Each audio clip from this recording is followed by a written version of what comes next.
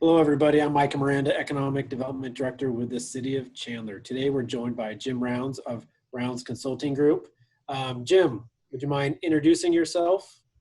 Yeah, well, thanks for having me on. I'm a local economist. I'm from the Valley, and we do a lot of public policy consulting, real estate consulting, political consulting, basically trying to solve problems. Yeah. So, a lot of times people hear the words economists are predicting or economists are looking at the numbers. Then we'll see eyes gloss over. Can you break down in maybe the simplest way possible, the most interesting way possible, what is it that economists technically do?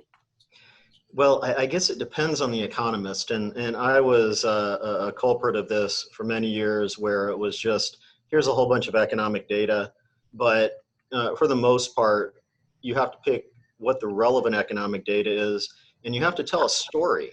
So you want to look at economic numbers, and you want to say, okay, all of this stuff is consistent, and it looks like the economy is improving. Then you feel good about your more optimistic forecast. If you get mixed data, then you know that maybe things could potentially be going down later or up depending on where you are in the business cycle.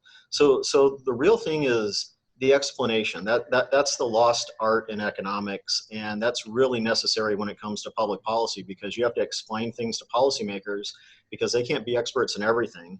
If you try to do that, then you're an expert in nothing because you are spreading yourself too thin. So the key is to communicate, and I think that's what we've done well with some of these complicated matters.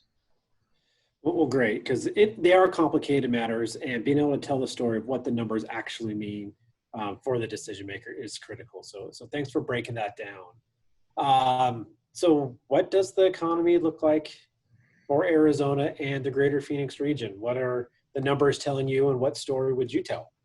So everybody likes to describe the business cycle as one of the keys on their keyboard, like a V-shaped recession, which means you fall quickly and then you have a quick recovery.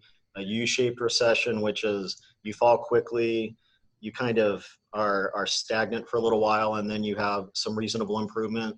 Some people are calling for a Nike swoosh recovery, where it's steep and then it takes a long time to get back. I'm a believer in the U, which means we had a sharp decline, but if you look at the economic numbers, they're still declining, but not at the same rate. So we're kind of on that part of the U where it was going down, and now it's starting to curve to the flat portion.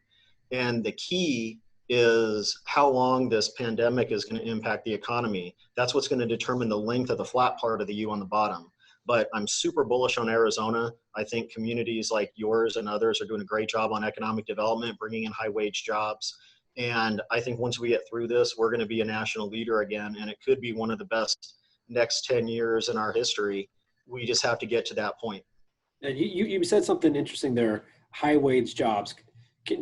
We often talk a lot about why we focus on those jobs in base industries from a city perspective, but from an economist perspective, can you help explain to some of our viewers why those base industry jobs are so important to the state and region and city of Chandler? Sure, and I'll make it even more relevant for the current crisis. If you take a look at where the job losses are, they're in industries that are typically lower wage industries. So lower income individuals are just being hammered right now in the downturn. But we haven't lost as many of the high wage manufacturing jobs. It's been very mild, and some of the others. And as long as that, when I was talking about that bottom of the U on the recession, as long as it's not too long, then we're going to maintain those high wage jobs. Those high wage jobs are the ones that create demand for the other lower wage jobs. So if we can maintain this higher wage base, all the stuff that you have been working on and other economic development experts have been working on over the last decade, since we woke up during the Great Recession 10 years ago, we'll be able to recover these lower wage jobs more quickly. And so we always have to remember what makes an economy tick.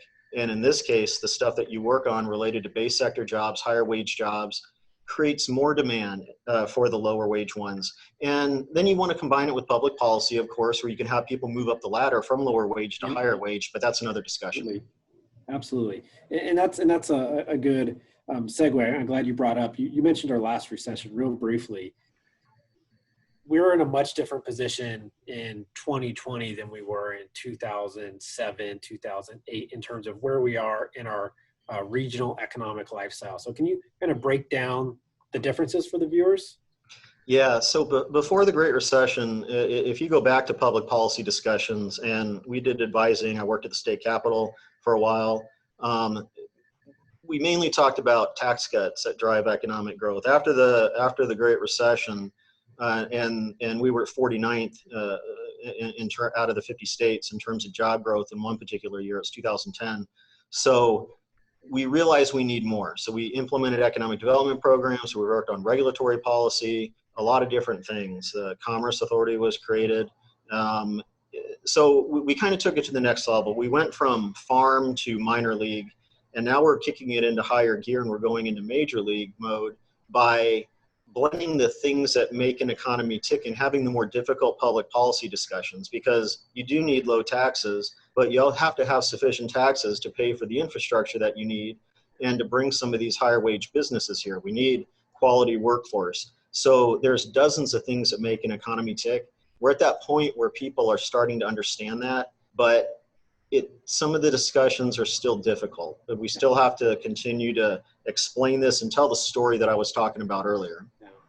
All right. Well, in terms of, projections, we've seen some numbers come out on unemployment.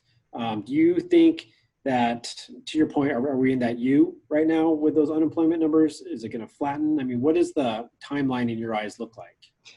Well, it's really best. Spot here, shaking that. No.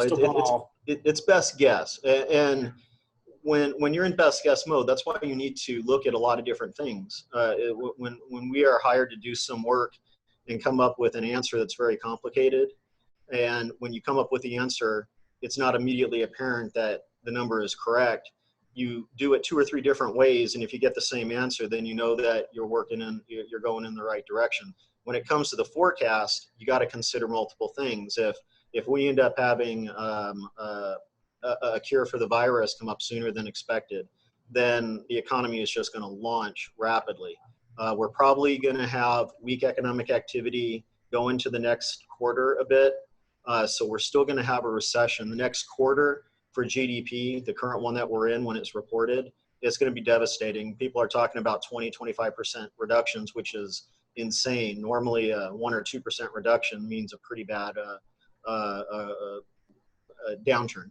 So I'm optimistic that this year's still going to be rough, the calendar year, but the second half, the first half of the next calendar year will be a little bit better. So it'll be difficult for the communities because on a fiscal year basis, it means the first half of your year still could be a little bit rough. But what I really like to see is economist Mark Zandi, who's very well-known national economist, had a piece where he was more optimistic about we may be out of the recession.